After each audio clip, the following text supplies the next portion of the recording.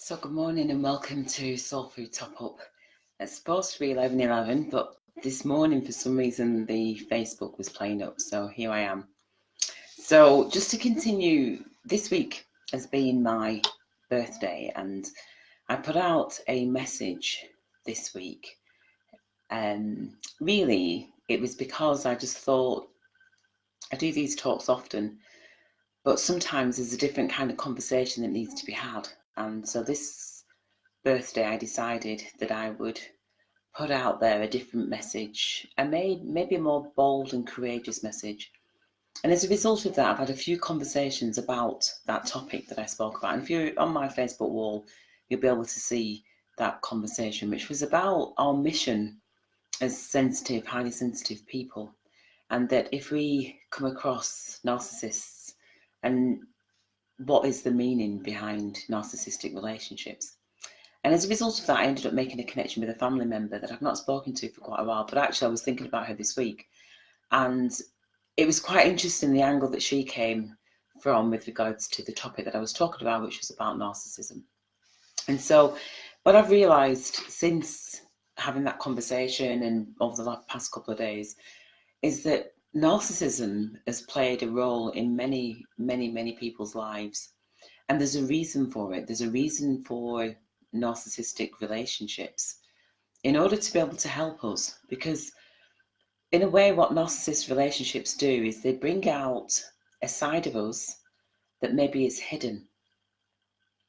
And this kind of goes back to my time that I spent a little bit of time in Ireland and came up across so many different experiences that they kind of make you shudder a little bit, really. However, one of the last ones was, and I have to say what it was that I was due to do a talk at Waterford, in Waterford.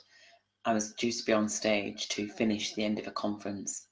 And for me, that conference was never going to take place because Storm Emma decided that she was going to kick off that week and close down Ireland for 3 days. So I travelled over from England to Ireland to do the talk on the book, The Life After Stress, Anxiety and Depression, and to really look at how we can bring together community, how we can work together, because even though we feel like we might be alone and separate, we're actually a collective. We are together, we're not separated. It's part of an illusion.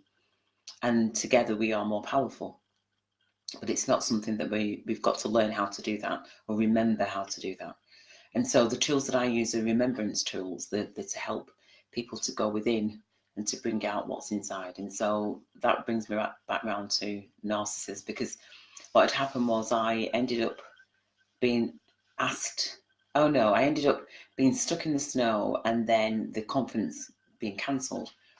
And things that unrolled out of that meant that I wasn't invited back. I kind of like had an ASBO from the stage because there was a few things that had happened. I'd been invited to stay at a lady's house, and then within a matter of a week or so, she'd asked me to leave, but she didn't say why. And it wasn't as harsh as that, really, but actually it was as harsh as that, because I'd been planning to stay there for a few weeks, maybe a couple of months, whilst I found my footing to go and travel Ireland until the next conference date. So in between all that, there was something that was decided that I wasn't included on. And so I decided that, not decided, I left. And the organiser of the event wasn't supportive at all. It was really quite pathetic, if I have to say that word, and I don't mind calling him out. He wasn't supportive at all, and was all very much about himself, about how this event had been taken 9 months and how it had been cancelled, all the effort that he put in and the cost to his family and everything else. And there was never any compensation for my travel there. And in the end, he decided not to invite me back because he kind of made accusations based on what this lady had said, that I hadn't even thanked her for my stay there, at which I'd left a letter to thank her for my stay there. And that clearly was a lie, and that's when I called him out. And so from calling him out, he decided that he wasn't going to invite me back to the conference, of which I wasn't going to do anyway, because what I found was that I'd exposed the truth, and the truth was that there was no awareness, there was no consciousness, there was no spirituality. It was just words, it wasn't actions. And I don't mind calling that out again, because that's the truth.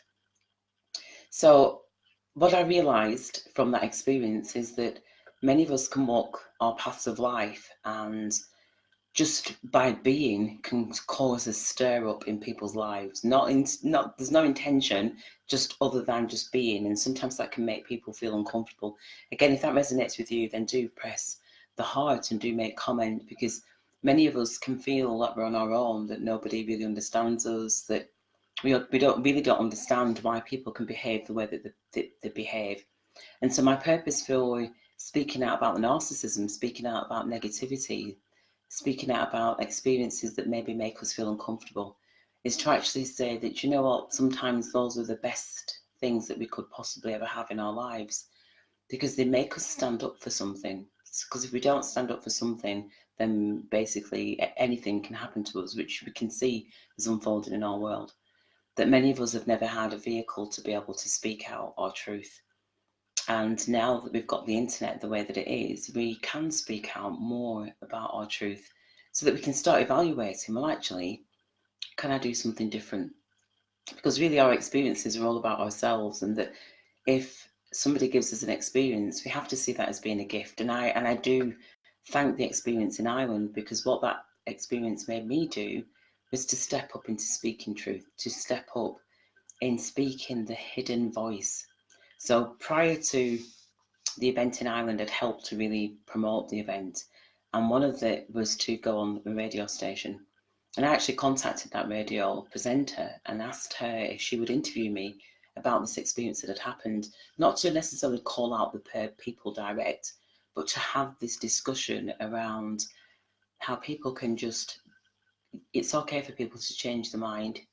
It's okay for people to have second thoughts about something, but let's have a discussion, let's have a conversation where we can iron out any differences. Because in a way, I know what had happened, but I know that that was my thoughts. I wanted to have a fair discussion by asking this person and her husband, and I know that it was to do with her husband not feeling comfortable about me being there, which was perfectly okay.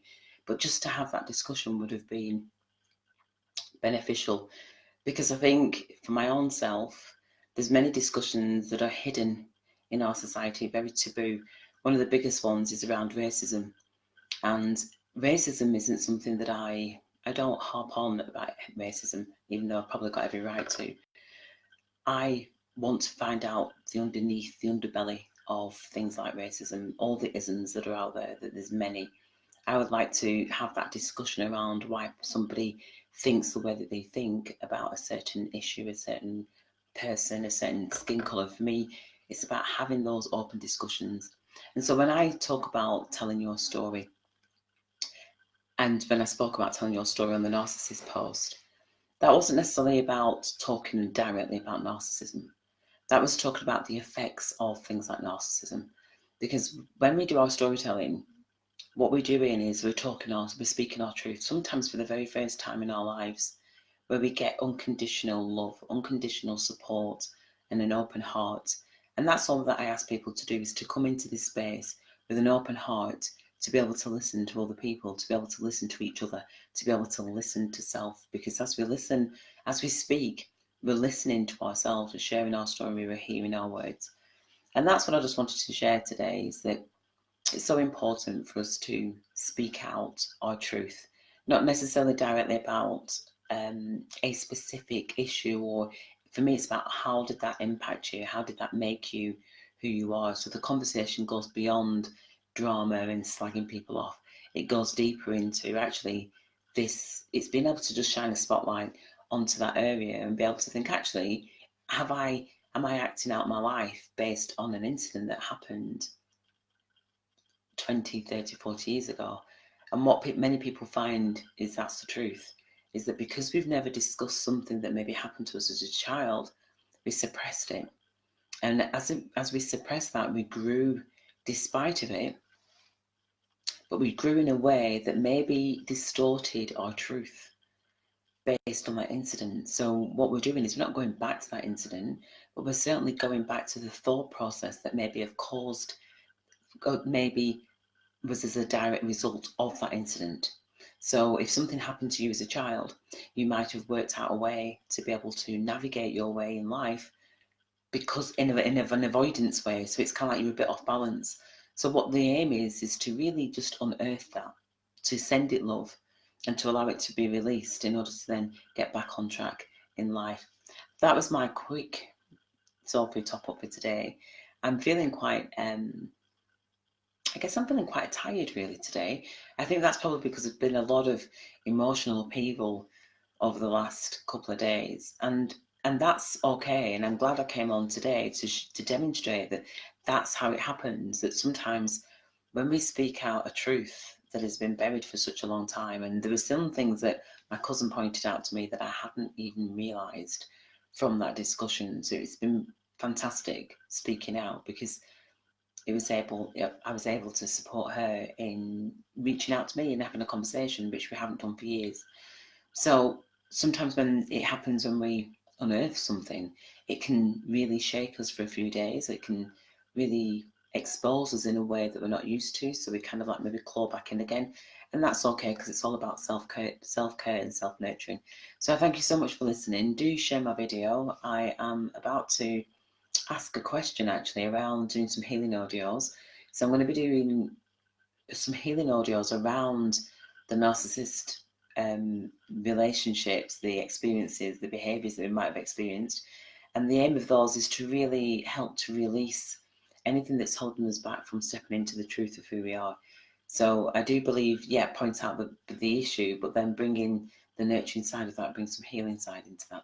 So hopefully this week will be a time when I pick up the microphone and start doing some healing activations that people can access from our website, anthonyfenton.com.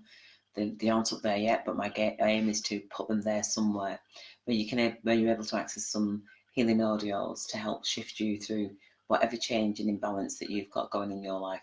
Thank you so much for listening. I look forward to being back next Saturday, and in between I will be here on Sunday 8 p.m. UK time with quantum healing, and I look forward to seeing you then. Thanks for listening. Bye bye.